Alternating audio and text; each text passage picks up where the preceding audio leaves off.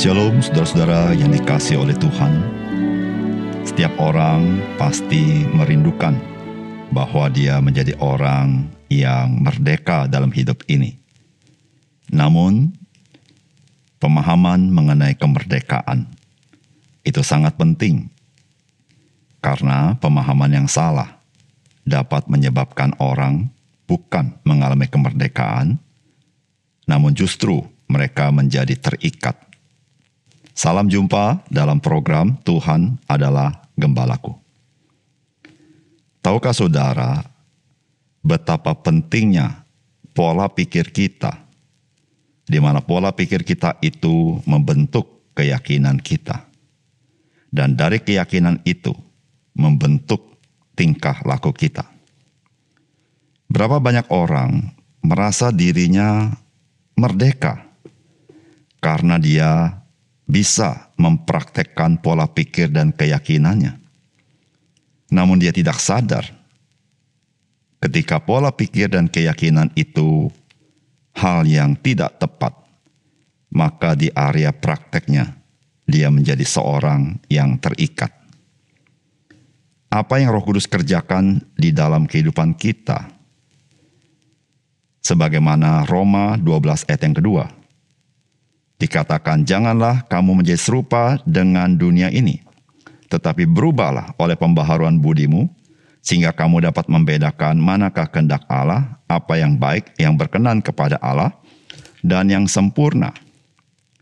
Saudara, itulah yang dikerjakan Roh Kudus di dalam hidup kita, agar kita menjadi seorang yang merdeka.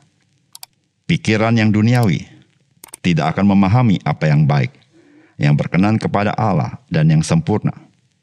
Hanya pikiran yang diperbaharui oleh Roh Kudus dan oleh firman Tuhan, maka kita boleh menjadi orang yang merdeka. Mari kita membaca Yeremia pasal 5 ayat 14 sampai 31. Sebab itu beginilah firman Tuhan, Allah semesta alam. Oleh karena mereka berkata seperti itu, maka beginilah akan terjadi kepada mereka. Sesungguhnya aku akan membuat perkataan-perkataanku menjadi api di dalam mulutmu, dan bangsa ini menjadi kayu bakar. Maka api akan memakan habis mereka. Sesungguhnya aku akan mendatangkan suatu bangsa dari jauh menyerang kamu. Hai kaum Israel, demikianlah firman Tuhan. Suatu bangsa yang kokoh kuat, suatu bangsa dari dahulu kala, suatu bangsa yang tidak engkau kenal bahasanya, dan yang tidak engkau mengerti apa yang dikatakannya. Tabung panahnya seperti kubur yang ternganga. Mereka semuanya adalah pahlawan-pahlawan. Mereka akan memakan habis hasil tuaianmu dan makananmu, akan memakan habis anak-anakmu lelaki dan perempuan, akan memakan habis kambing dombamu dan lembu sapimu, akan memakan habis pohon anggurmu dan pohon aramu, akan menghancurkan dengan pedang kota-kotamu yang berkubu yang kau andalkan. Tetapi pada waktu itu pun juga demikianlah firman Tuhan, aku tidak akan membuat kamu habis lenyap. Dan apabila kamu nanti bertanya-tanya, untuk apakah Tuhan Allah kita melakukan segala hal ini atas kita, maka engkau akan menjawab mereka, seperti kamu meninggalkan aku dan memperhambakan diri kepada Allah asing di negerimu, demikianlah kamu akan memperhambakan diri kepada orang-orang asing di suatu negeri yang bukan negerimu. Beritahukanlah ini di antara kaum keturunan Yakub. Kabarkanlah itu di Yehuda dengan mengatakan, dengarkanlah ini, hai bangsa yang tolol dan yang tidak mempunyai pikiran, yang mempunyai mata tetapi tidak melihat, yang mempunyai telinga tetapi tidak mendengar. Masakan kamu tidak takut kepadaku? Demikianlah firman Tuhan. Kamu tidak gemetar terhadap aku. Bukankah aku yang membuat pantai pasir sebagai perbatasan bagi laut? Sebagai perhinggaan tetap yang tidak dapat dilampauinya? Biarpun ia bergelora, ia tidak sanggup. Biarpun gelombang-gelombangnya ribut, mereka tidak dapat melampauinya. Tetapi bangsa ini mempunyai hati yang selalu melawan dan memberontak. Mereka telah menyimpang dan menghilang. Mereka tidak berkata dalam hatinya, Baiklah kita takut akan Tuhan Allah kita, yang memberi hujan pada waktunya, hujan pada awal musim maupun hujan pada akhir musim, dan yang menjamin bagi kita minggu-minggu yang tetap untuk panen. Kesalahanmu menghalangi semuanya ini, dan dosamu menghambat yang baik daripadamu. Sesungguhnya di antara umatku terdapat orang-orang fasik yang memasang jaringnya. Seperti penangkap burung, mereka memasang perangkapnya. Mereka menangkap manusia. Seperti sangkar menjadi penuh dengan burung-burung, demikianlah rumah mereka menjadi penuh dengan tipu. Itulah sebabnya mereka menjadi orang besar dan kaya, orang gemuk dan gendut. Di samping itu mereka membiarkan berlalu kejahatan-kejahatan, tidak mengindahkan hukum, tidak memenangkan perkara anak yatim, dan tidak membela hak orang miskin. Masakan aku tidak menghukum mereka karena semuanya ini? Demikianlah firman Tuhan. Masakan aku tidak membalas dendamku kepada bangsa yang seperti ini? Kedahsyatan dan kengerian terjadi di negeri ini. Para nabi bernubuat palsu dan para imam mengajar dengan sewenang-wenang.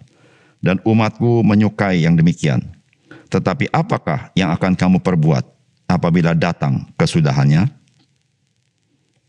Saudara yang dikasihi oleh Tuhan, meremehkan dan mengabaikan firman Tuhan memberikan dampak yang destruktif bagi umat Tuhan. Dampak yang destruktif tersebut berupa dampak destruktif yang potensial, yaitu yang dikandung di dalam diri umat Tuhan itu sendiri. Sebagaimana yang tercantum di dalam ayat 25, kesalahanmu menghalangi semuanya ini, dan dosamu menghambat yang baik daripadamu. Namun juga ada dampak destruktif di dalam tindakan, yaitu tindakan yang jahat. Sebagaimana tercantum dalam ayat 28, orang gemuk dan gendut. Di samping itu mereka membiarkan berlalu kejahatan-kejahatan, tidak mengindahkan hukum, tidak memenangkan perkara anak yatim, dan tidak membela hak orang miskin. Kita tahu, sebagai orang percaya, tidak ada yang dapat membersihkan batinnya kita selain daripada Roh Kudus dan firman Tuhan.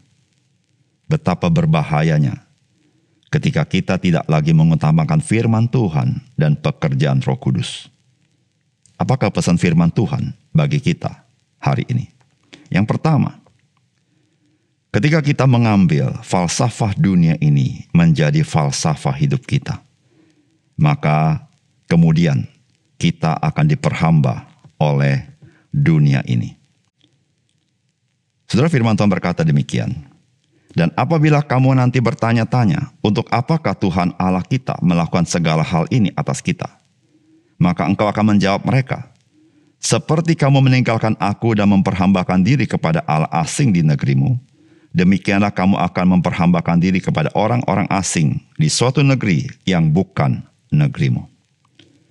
Saudara yang dikasihi oleh Tuhan, umat Tuhan, yaitu bangsa Yehuda, yang seharusnya menyembah kepada Tuhan Allah, yaitu Yehova, yang membebaskan mereka dari tanah Mesir dan membawa mereka ke tanah perjanjian, dan mereka mengalami kelimpahan di dalam kehidupan mereka.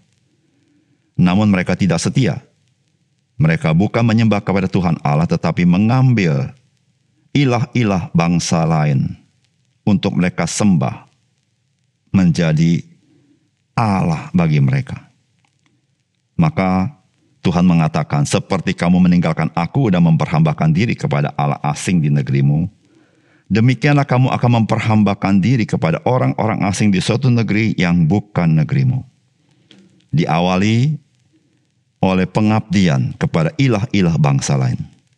Dan akhirnya mereka menjadi hamba dari bangsa lain. Saudara yang dikasihi oleh Tuhan, apa yang disampaikan firman Tuhan di dalam bagian ini memperingatkan kepada kita, ketika kita mengambil falsafah dunia ini menjadi falsafah hidup kita, maka lambat laun kita mulai diperbudak oleh dunia ini. Ketika kita menyembah kepada Tuhan, kita berpegang kepada firman Tuhan, kita mengabdi kepada Tuhan, maka kita adalah orang-orang merdeka yang dapat melakukan kebenaran dan melayani Tuhan. Namun ketika kita mengganti pengabdian kita dari Tuhan kepada hal-hal yang lain, kepada falsafah dunia ini, maka kita kemudian akan diperhamba oleh dunia ini.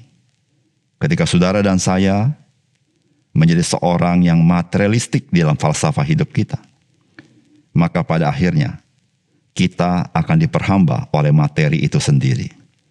Ketika kita mengambil falsafah hedonistik di dalam hidup kita, maka kita akan diperbudak oleh hawa nafsu kita.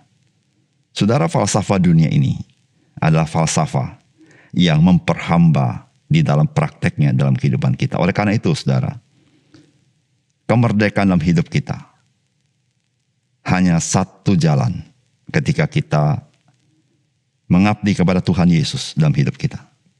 Mengasihi Dia dan melakukan firman Tuhan. Dan kita menjadi orang-orang yang merdeka. Yang kedua, kita hanya mengabdi kepada Tuhan sebab semua berkat yang baik berasal daripadanya. Firman Tuhan berkata begini, mereka tidak berkata dalam hatinya, baiklah kita takut akan Tuhan Allah kita yang memberi hujan pada waktunya, hujan pada awal musim maupun hujan pada akhir musim, dan yang menjamin bagi kita minggu-minggu yang tetap untuk panen. Saudara yang kasih dalam Tuhan, ketika kita dipanggil untuk mengabdi kepada Tuhan, maka kita harus menyadari bahwa segala sesuatu yang baik itu adalah pemberian daripada Tuhan. Bangsa Israel, mereka tidak menyadari jikalau mereka bisa menghasilkan panen yang baik.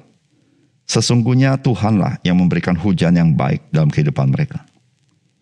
Dan hujan itu dan hasil panen itu adalah pemberian Tuhan. Bukan pemberian ilah-ilah yang mati itu. Tetapi bangsa Israel, mereka telah menjadi buta rohani. Mereka menjadi tuli rohani.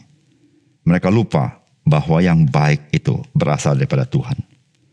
Saudara, ketika kita mengabdi kepada Tuhan, sesungguhnya kita memberikan respon yang tepat kepada Tuhan yang baik kepada kita. Kepada Tuhan yang adalah sumber hidup kita. Di mana kita menerima segala sesuatu daripadanya sebagai anugerah. Sehingga pengabdian kita kepada Dia adalah sebagai ungkapan syukur kita kepada Tuhan. Dengan mengakui bahwa hidup kita memang pemberian Tuhan.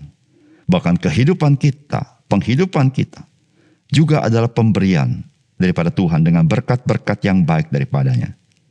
Saudara yang kasih dalam Tuhan, mengabdi kepada Tuhan merupakan respons yang masuk akal untuk kita lakukan. Karena memang hidup kita bergantung kepada Dia. Dia Tuhan yang baik, Tuhan yang mengasihi kita. Maka itu tidaklah berlebihan jikalau kita mengasihi Dia dengan segenap hidup kita. Mari kita berdoa. Bapa surga, terima kasih untuk kebenaran firman Tuhan. Biar Tuhan tolong kami. Melalui firman Tuhan hari ini, kami sekali lagi disadarkan betapa pentingnya kami mengabdi kepada Tuhan. Karena itulah kehidupan yang sesungguhnya yang Tuhan mau berikan kepada kami. Terima kasih Tuhan. Dalam nama Tuhan Yesus kami berdoa. Amin.